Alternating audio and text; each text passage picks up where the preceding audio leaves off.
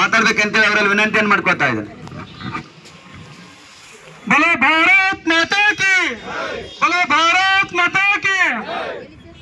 ವಾಲ್ಮೀಕಿ ನಿಗಮದ ಲೂಟಿಯ ರೂವಾರಿ ಸಚಿವ ಬಿ ನಾಗೇಂದ್ರ ಅಂದ್ರೆ ಭ್ರಷ್ಟಾಚಾರ ನಾಗೇಂದ್ರ ರಾಜೀನಾಮೆ ಆಗ್ರಹಿಸಿ ಈ ಒಂದು ಕೊಪ್ಪಳ ಜಿಲ್ಲಾಡಳಿತ ಭವನ ನಡೆಯುವಂತ ಈ ಒಂದು ಧರಣಿಯ ವೇದಿಕೆ ಮೇಲಿರುವಂತ ಎಲ್ಲ ಮುಖಂಡರೇ ಹಾಗೂ ನನ್ನ ಆತ್ಮೀಯ ಈ ಬಿಜೆಪಿ ಪಕ್ಷದ ಜೀವನದಂತ ನನ್ನ ಆತ್ಮೀಯ ಕಾರ್ಯಕರ್ತ ಬಂಧುಗಳು ಎಲ್ಲರಿಗೂ ನಮಸ್ಕಾರ. ನಿಮ್ಗೆ ಗೊತ್ತಿರಲಿ, ದೇಶಕ್ಕೆ ಭೂಮಿಗೆ ಕಾಂಗ್ರೆಸ್ ಸಸಿ ಹೇಗೆ ವಿಷಯಕಾರಿನೋ ಹಾಗೆ ಭಾರತಕ್ಕೆ ಕಾಂಗ್ರೆಸ್ ಪಕ್ಷ ವಿಷಯಕಾರಿ. ಕಾಂಗ್ರೆಸ್ ಕಸನಕ್ಕಿಂತ ವಿಷಯಕಾರಿ. ನಿಮಗೆಲ್ಲ ಗೊತ್ತಿರ್ಬೋದು, ಪ್ರತಿಯೊಬ್ಬ ರೈತ ಭೂಮಿಯಲ್ಲಿ ಕಾಂಗ್ರೆಸ್ ಬೈತಪ್ಪ ಕಿತ್ತೊಗಿತಾನೆ. ಯಾಕಪ್ಪ ಅಂದ್ರೆ ಅದು ವಿಷಯಕಾರಿ ಅಂತ ಗೊತ್ತೈತೆ. ಆ ವಿಷಯಕಾರಿ ಸಸ್ಯ ಭೂಮಿಗೆ ಮಾರಕ. ಹಾಗೆ ಕಾಂಗ್ರೆಸ್ ಪಕ್ಷನೂ ಕೂಡ ಇವತ್ತು ಮಾತಾಡ್ತಾರಲ್ಲ ನಮ್ಮ ಕೊಪ್ಪಳ ಜಿಲ್ಲಾ ಸಚಿವರು, ಉಸ್ತುವಾರಿ ಸಚಿವರು ಯಾರೋ ತಂಗಡಿಯವರು, ಮಾನ್ಯ ತಂಗಡಿಯವರೇ, ನಿಮ್ಗೆ ಒಂದು ಇದಿರ್ಲಿ, ನಿಮ್ಗೆ ನಿಜವಾಗಿ ಇದಿತ್ತಪ್ಪ ಅಂದ್ರೆ ನಮ್ಮ ರಾಷ್ಟ್ರೀಯ ನಮ್ಮ ಹೆಮ್ಮೆಯ ನಾಯಕರಂತ ನರೇಂದ್ರ ಮೋದಿ ಅವರ ಹೆಸರು ಹೇಳಕ್ ಸತ ಯೋಗ್ಯತೆ ಇಲ್ಲ ನಿಮ್ಗೆ. ಯಾಕಂದ್ರೆ ಭ್ರಷ್ಟಾಚಾರ ಬ್ರಹ್ಮಾಂಡ ಮಾಡಿದಂತ ನೀವು ಇವತ್ತು ನರೇಂದ್ರ ಮೋದಿ ಅವ್ರ ಬಗ್ಗೆ ಏಕವಚನ ಮಾತಾಡ್ತೀರಿ. ಯೋಗ್ಯತೆ ಐತೆ ನಿಮಗ?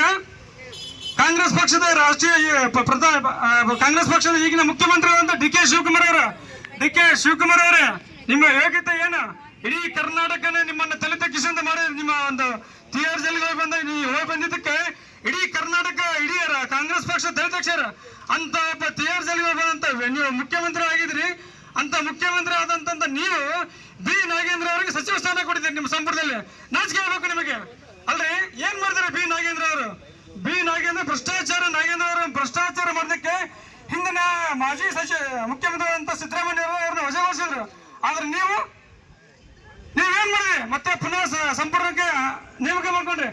ನಿಮ್ಗೆ ಯೋಗ್ಯತೆ ಐತೆ? ಅವ್ರಿಗೆ ನಾಚಿಕೆ ಆಗ್ಬೇಕು ನಿಮಗೆ. ಯಾಕಂದ್ರೆ ದಲಿತರ ಹಣ, ಒಂದು ಪರಿಶಿಷ್ಟ ಪಂಗಡದವರ ಹಣ, ಬಡ ಜನತೆಗೆ ಉಪಯೋಗ ಇರುವಂತ ಹಣ, ಅಲ್ಲಿ ನಿರುದ್ಯೋಗಗಳ ಉಪಯೋಗ ಇರುವಂತ ಹಣ ಏನ್ ಮಾಡಿದ್ರಿ ನೀವು? ಲೂಟಿ ಮಾಡಿ ಮತ್ತೆ ಏನ್ ಮಾಡಿದ್ರಿ? ಅವ್ರ ಮೊನ್ನೆ ಇವ್ರು ಬಿ ನಾಗೇಂದ್ರ ಹೇಳ್ತಾರೆ, ನಾನು ದಲಿತ ಅನ್ನೋ ಕಾರಣಕ್ಕೋಸ್ಕರ ಬಿಜೆಪಿ ಅವರು ನನ್ನ ತ್ಯಜವಾದಿ ಮಾಡ್ತಾ ಇದಾರೆ ಅಂತ ಹೇಳ್ತಿದ್ದಾರೆ. ರೀ ಮಾನ್ಯ ಬಿ ನಾಗೇಂದ್ರ ಅವರೇ, ನಾಚಿಸ್ಕೋಬೇಕು. ನಿಮ್ಮದೇ ಸಮಾಜದ ದುಡ್ಡನ್ನು ನೀವೇ ಸಮಾಜದ ನಾಯಕರಾದಂತ ಲೂಟಿ ಮಾಡ್ರಂದ್ರೆ ನಿಮ್ಮ ಸಮಾಜಕ್ಕೆ ಮುಖ ತೋರ್ಸಕ್ಕೆ ಯೋಗ್ಯತೆ ಇಲ್ಲ ನಿಮಗೆ. ನೀವು ಈ ಕೂಡಲೇ ನಿಮ್ಮ ಸಮಾಜಕ್ಕೆ ಕ್ಷಮೆ ಕೇಳಬೇಕು. ನಿಮಗೆ ನಿಮ್ಮ ಸಮಾಜದ ಮೇಲೆ ಗೌರವ ಇತ್ತಪ್ಪ ಅಂದ್ರೆ ಈ ಕೂಡಲೇ ನೀವು ಸ್ವಯಂ ಪ್ರೇರಿತವಾಗಿ ನಿಮ್ಮ ಸ್ಥಾನಕ್ಕೆ ರಾಜೀನಾಮೆ ಕೊಡಬೇಕು. ಆಗ ನಿಮ್ಮ ಸಮಾಜ ನಿಮ್ಮನ್ನು ಮೆಚ್ಚುತ್ತೆ. ಅದನ್ನು ನಾನು ನಿಮ್ಮನ್ನು ಆಗ್ರಹಿಸ್ತೀವಿ. ಈಗೆಲ್ಲ ನಾವೆಲ್ಲ ಇಡೀ ಜಿಲ್ಲಾದ್ಯಂತ ರಾಜ್ಯಾದ್ಯಂತ ಆಗ್ರಹಿಸ್ತಾ ಇದ್ದೀವಿ, ಧರಣಿ ಮಾಡ್ತಾ ಇದ್ದೀವಿ. ಕಾರಣ ಇಷ್ಟೇ, ನೀವು ದಲಿತರ ಹಣ, ಪರಿಶಿಷ್ಟ ಪಂಗಡದ ಹಣವನ್ನು ಲೂಟಿ ಮಾಡಿದಕ್ಕೋಸ್ಕರನೇ ನಿಮ್ಮನ್ನ ರಾಜೀನಾಮೆ ಕೋರ್ತಿದ್ದೇವೆ ವಿನ ನೀವು ದಲಿತ ಅನ್ನೋ ಕಾರಣಕ್ಕಲ್ಲ. ಯಾಕಂದ್ರೆ ಇವು ನಮ್ಮ ಹಿರಿಯರು ಇದ್ರು, ದಲಿತ ನಾಯಕರಾದಂತ ನಮ್ಮ ಇಡೀ ರಾಷ್ಟ್ರಕ್ಕಂತ ವಿಶ್ವ ನಾಯಕ ಡಾಕ್ಟರ್ BR ಅಂಬೇಡ್ಕರ್ ಅವರಿಗೆ ಗೌರವ ಕೊಟ್ಟಿದ್ದು ಬಿಜೆಪಿ ಪಕ್ಷ.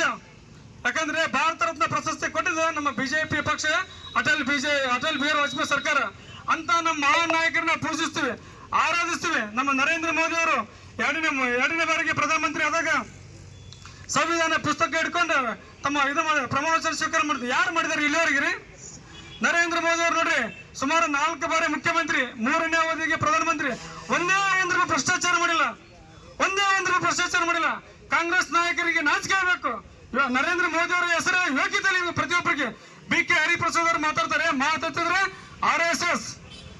RSS ಬಿಜೆಪಿ ಅವರು ಸ್ವತಂತ್ರ ಹೋರಾಟದ ಪಾಲ್ಗೊಂಡಿಲ್ಲ ಅಂತ ಹೇಳ್ತಾರೆ. ನೀವು ಪಾಲ್ಗೊಂಡಿದ್ರೇನ್ರಿ? ಭಾರತಕ್ಕೆ ನಿಜವಾಗಿ ಸ್ವಾತಂತ್ರ್ಯ ಹೋರಾಟ ಬಂದಿದ್ದು ಯಾರಿಂದ? ಮಹಾತ್ಮ ಗಾಂಧೀಜಿಯವರು ಒಂದೇ ಹೆಸರಲ್ಲ, ಸ್ವಾತಂತ್ರ್ಯಕ್ಕೋಸ್ಕರ ಲಕ್ಷಾಂತರ ಜನ ಸ್ವಾತಂತ್ರ್ಯ ಹೋರಾಟಗಾರರು ಬಲಿದಾನ ಆಗಿದ್ದಾರೆ. ಈ ದೇಶದ ಮೊದಲ ಪ್ರಧಾನಿ ಯಾರು ಆಗ್ಬೇಕಾಯ್ತು? ಸುಭಾಷ್ ಚಂದ್ರ ಬೋಸ್ ಆಗ್ಬೇಕಾಯ್ತು. ಆದ್ರೆ ಅವರ ಸಾವು ನಿಗೂಢ ಆಯ್ತು. ಇವತ್ತಿಗೂ ಕೂಡ ಅವ್ರ ಸಾವನ್ನ ಪತ್ತೆಹಚ್ಚಕ್ಕಾಗಲಿ ನಿಮ್ಮ ಸರ್ಕಾರದವ್ರಿಗೆ ನಾಚಿಕೆ ಆಗಬೇಕು. ಆಮೇಲೆ ಪ್ರಧಾನಮಂತ್ರಿ ನೆಹರು ಅವರು ಬಂದ್ರು. ನೆಹರು ಅವರಿಗೆ ಕೇವಲ 2 ಓಟ್ ಬಿತ್ತು, 12 ಓಟ್ ಬಿತ್ತಂತ ಸರ್ದಾರ್ ವಲ್ಲಭಾಯ್ ಪಟೇಲ್ ಈ ದೇಶ ಪ್ರಧಾನಮಂತ್ರಿ ಆಗ್ಬೇಕಾಯ್ತು. ಅಲ್ಲಿ ಕೂಡ ನೀವು ಮೋಸ ಮಾಡಿದ್ರಿ ದೇಶಕ್ಕೆ. ಆದ್ರೆ ನೀವು 1947ರಿಂದ ಈಗಿನ ಕರ್ನಾಟಕದಲ್ಲಿ ಇರುವಂತ ಎಲ್ಲಾ ಕಾಂಗ್ರೆಸ್ನವರು ಲೂಟಿ ಮಾಡ್ಕೊಂತ ಬಂದಿರಿ, ಭ್ರಷ್ಟಾಚಾರ ಮಾಡ್ತಿದ್ರಿ. ಮಾನ್ಯ DK ಶಿವಕುಮಾರ್ ಅವರೇ, ನಿಮ್ಗೊಂದು ಪ್ರಶ್ನೆ ಕೇಳ್ತೀನಿ. ಪ್ರೆಸೆಂಟ್ ಶಾಲೆ ಮಕ್ಕಳು ಇವತ್ತಿಗೂ ಕೂಡ ಶಾಲೆ ಪುಸ್ತಕ ಬಂದಿಲ್ಲ. ನಾನು ನಿನ್ನೆ ಒಂದು ಮೊರಾರ್ಜಿ ಸ್ಕೂಲ್ಗೆ ವಿಸಿಟ್ ಕೊಡ್ತೀನಿ ಸರ್. ವಿಸಿಟ್ ಕೊಟ್ಟ ಸಂದರ್ಭದಾಗ ಸರ್ ಕೇಳಿದೆ, ಯಾಕ್ರಿ ಸರ್ ಶಾಲೆ ಮಕ್ಕಳ ಪುಸ್ತಕ ಬಂದಿಲ್ಲ ಅಂತ ಕೇಳಿದೆ. ಸರ ಏನ್ ಹೇಳ್ಬೇಕ್ರಿ ಸರ್, ಪುಸ್ತಕ ಪ್ರಿಂಟ್ ಆಗಿದ್ರಿ, ಸಿದ್ದರಾಮಯ್ಯ ಫೋಟೋ ಇತ್ತಂತ, ಈಗ ಮುಖ್ಯಮಂತ್ರಿ ಚೇಂಜ್ ಆಗ್ಯಾರ, ಈಗ ಡಿ.ಕೆ. ಶಿವಕುಮಾರ್ ಫೋಟೋ ಹಾಕ್ಬೇಕಂತ, ಅದಕ್ಕೋಸ್ಕರ ಬುಕ್ ಲೇಟಿಗೆ ಅಂತ ಹೇಳಿದ್ರು. ನಾಚಿಕೆ ಆಗಲ್ಲೇನ್ರಿ ನಿಮಗೆ? ನಿಮ್ಮ ಒಂದು ಸ್ವಾರ್ಥ ರಾಜಕಾರಣಕ್ಕೋಸ್ಕರ ಮಕ್ಕಳು ಬಲಿಪಡಿಸಿ ಕೊಡ್ತೀರಾ? ಇನ್ನು ಒಂದು ತಿಂಗಳಾದ್ರೆ ಅರ್ಧ ಅವಧಿ ಶಾಲಾ ಅವಧಿ ಮುಗಿತು. ಇಲ್ಲಿವರೆಗಾದ್ರೂ ಕೂಡ ನಿಮ್ಮ ಸ್ವಾರ್ಥ ರಾಜಕಾರಣಕ್ಕೋಸ್ಕರ, ನಿಮ್ಮ ಫೋಟೋಗೋಸ್ಕರ ಮಕ್ಕಳಿಗೆ ಪುಸ್ತಕ ಕೊಡ್ತಾ ಇಲ್ಲ. ನಾಚಿಕೆ ಆಗಲ್ಲ ನಿಮ್ಗೆ? ಸರ್, 3 ವರ್ಷ ಆಯ್ತು ಕಾಂಗ್ರೆಸ್ ಅಧಿಕಾರಕ್ಕೆ ಬಂದು. ನಾನು ಗ್ರಾಮ ಪಂಚಾಯತ್ ಸದಸ್ಯ. ಈ ಹಿಂದೆ ನನ್ನ 2 ವರ್ಷ ಅಧಿಕಾರ ಇದ್ದಾಗ ನಮ್ಮ ಹಾಲಪ್ಪ ಆಚಾರ್ಯ ನಮ್ಮ ತಳಕಲ್ ಗ್ರಾಮ ಪಂಚಾಯತ್ಗೆ 1ನೇ ಅವಧಿಗೆ 75 ಮನೆ ಕೊಟ್ರು, 2ನೇ ಅವಧಿಗೆ 110 ಮನೆ ಕೊಟ್ರು. ಈ 3 ವರ್ಷ ಅಧಿಕಾರ ಅವಧಿಯಲ್ಲಿ ಕಾಂಗ್ರೆಸ್ ಪಕ್ಷದಿಂದ ನಮ್ಮ ಗ್ರಾಮ ಪಂಚಾಯತ್ಗೆ ಒಂದೇ ಒಂದು ಮನೆ ಬಂದಿಲ್ಲ. ಇದ್ರ ಬಗ್ಗೆ ಮಾತಾಡ್ರಿ. ಮಾತಾಡ್ತ ಬರೇ ಬಿಟ್ಟಿ ಗ್ಯಾರಂಟಿ ಏನ್ ವಿಚಾರ ಮಾಡಿ? ಬಿಟ್ಟಿ ಗ್ಯಾರಂಟಿ ಗೃಹಲಕ್ಷ್ಮಿ ಹಣ ಕೊಡ್ತಾರೆ. ಲಕ್ಷ್ಮಿ ಹೆಬ್ಬಾಳ್ಕರ್ ಇದ್ದಾಗ ಗೃಹಲಕ್ಷ್ಮಿ ಅಂತ ಹೇಳಿದ್ರು. ಆ ಗೃಹಲಕ್ಷ್ಮಿ ಅವ್ರಿಗೆ 5,000 ಕೋಟಿ ಲೂಟಿ ಮಾಡಿದ್ರು. ಅದ್ರ ಬಗ್ಗೆ ಮಾತಾಡಿದ್ದಪ್ಪ ಅಂದ್ರೆ, ಇಲ್ಲ ನಾವು ಹಣ ಕೊಡ್ತಾ ಇದೀವಿ ಅಂತಾರ. ಅಲ್ರಿ, 4 ಕಂತು ಕೊಡೋರ, 1 ಕಂತು ಹೊಡಿತಾರ, 3 ಕಂತು ಅಮೌಂಟ್ ಹಾಕ್ತಾರ, ಇನ್ನು 1 ಕಂತಿಂದ 5,000 ಕೋಟಿ ಅಮೌಂಟ್ ಎಲ್ಲಿ ಗೊತ್ತು? ಇದ್ರ ಬಗ್ಗೆ ಮಾತಾಡ್ರಿ. ಮಾನ್ಯ ಕಾಂಗ್ರೆಸ್ ಪಕ್ಷದವ್ರೆ, ಮಾನ್ಯ ತಂಗಡಿಯವರೇ, ಮಾತಾಡಿದ ಬರೀ ಬಿಜೆಪಿ ಬಗ್ಗೆ ಮಾತಾಡ್ತಿರಲ್ಲ. ನಿಮ್ಮ ಕಾಂಗ್ರೆಸ್ ಪಕ್ಷದ ಭ್ರಷ್ಟಾಚಾರ ಬ್ರಹ್ಮಾಂಡ ಬಗ್ಗೆ ಮಾತಾಡ್ರಿ. ಏನ್ ಮಾಡ್ತಾ ಇದ್ರಿ ನೀವು? ಬರ್ರಿ, ನಮ್ಮ ಬರ ಅಂತಂದು 2 ತಿಂಗಳ ಅವಧಿ ಇಡೀ ನಮ್ಮ ಕೊಪ್ಪಳ ಜಿಲ್ಲಾ ಜನ ರೈತರು ಕಣ್ಣೀರು ಹಾಕಿದ್ರು. ನೀವ್ ಎಲ್ಲಿದ್ರಿ ಅವಾಗ? ನೀವ್ ಎಲ್ಲಿದ್ರಿ? ಡೆಲ್ಲಿ ಕುಂತಿದ್ರು. ಡೆಲ್ಲಿಯಾಗ ಒಬ್ಬರ ಬಂದು ರೈತರು ಕಣ್ಣೀರು ವರ್ಷಿದ್ರೆ, ನೋಡಿದ್ರೆ ರೈತ ಸಂಘಟನೆ ಎಷ್ಟೆಲ್ಲ ಕಷ್ಟಪಟ್ರು. ಬರ್ರಿ, ನೋಡಿ ಸರ್, ಕಣ್ಣೀರೇ ಆಗ್ತಿದೆ. ಮಳೆ ಇಲ್ಲ, ಬರ ಆಗ್ತದೆ. ರೈತನ ಕಾಪಾಡಿ. ಯಾಕಂತ ರೈತನಿಂದ ಜಗತ್ತು ಅನ್ನದಾತ ಅಂತ ಅನ್ನದಾತ ಕಣ್ಣೀರು ಹಾಕಿದ್ರಿ ನೀವು. ನಿಮ್ಮ ಸಚಿವ ಸ್ಥಾನಕ್ಕೋಸ್ಕರ ನೂರಾರು ಕೋಟಿ ರೊಕ್ಕ ಕೊಟ್ಟು ಇಲ್ಲಿ ಬಂದು ಇದು ಮಾಡ್ತಾ ಇದ್ರಲ್ಲ ನಾವು ಮಾನ್ಯ ತಂಗಡಿಯವ್ರೆ, ನಾಚಿಕೆ ಆಗಲ್ವಾ? ನಾವ್ ಇಷ್ಟೇ ಕೇಳ್ಕೊಳ್ಳೋದು, ಮಾನ್ಯ ಮುಖ್ಯಮಂತ್ರಿ ಅವ್ರೆ, ನೀವೇನು ಸಾಚ ಅಲ್ಲ. ನೀವು ಬೇಲ್ ಮೇಲೆ ಬಂದಂತ ಮುಖ್ಯಮಂತ್ರಿಗಳೇ, ನೀವು ಈ ಕೂಡಲೇ ನಾಗೇಂದ್ರ ಅವ್ರನ್ನ ಭ್ರಷ್ಟಾಚಾರ ನಾಗೇಂದ್ರ ಅವ್ರನ್ನ ವಜಾಗೊಳಿಸ್ಬೇಕು. ಆಮೇಲೆ ನಾಗೇಂದ್ರ ಅವರೇ, ನಿಮ್ಮ ಸಮಾಜದ ಮೇಲೆ ನಿಮಗೆ ಗೌರವ ಇದ್ರೆ, ನಿಮ್ಮ ಸಮಾಜದ ಮೇಲೆ ನಿಮಗೆ ನಿಜವಾಗಿ ಕಾಳಜಿ ಇದ್ರೆ, ಈ ಕೂಡಲೇ ಸ್ವಯಂ ಪ್ರೇರಿತವಾಗಿ ನೀವು ರಾಜೀನಾಮೆ ಕೊಟ್ರೆ ನಿಮ್ಮ ಸಮಾಜ ನಿಮ್ಮ ಒಪ್ಪುತ್ತೆ. ಇಲ್ಲಾಂದ್ರೆ ನಮ್ಮ ಧರಣಿ ಹೀಗೆ ಮುಂದುವರುತ್ತೆ. ನೀವು ರಾಜೀನಾಮೆ ಕೊಡೋವರೆಗೂ ನಾವು ನಮ್ಮ ಹೋರಾಟವನ್ನು ನಿಲ್ಲಿಸೋದಿಲ್ಲ. ಬಲೋ ಭಾರತ್ ಮಾತಾ ಕಿ, ಬಲೋ ಭಾರತ್ ಮಾತಾ ಕಿ. ಧನ್ಯವಾದಗಳು. ಈ ಒಂದು ಭ್ರಷ್ಟಾಚಾರವನ್ನ ಎಳೆಯಾಗಿ ಕಾಂಗ್ರೆಸ್ ಪಕ್ಷದಲ್ಲಿ 1947ರಿಂದ ಇಲ್ಲಿಯ ತನಕ ಈ ರಾಷ್ಟ್ರದಲ್ಲಿ ಕಾಂಗ್ರೆಸ್ ಏನೆಲ್ಲ ಮೋಸ ಮಾಡಿದೆ.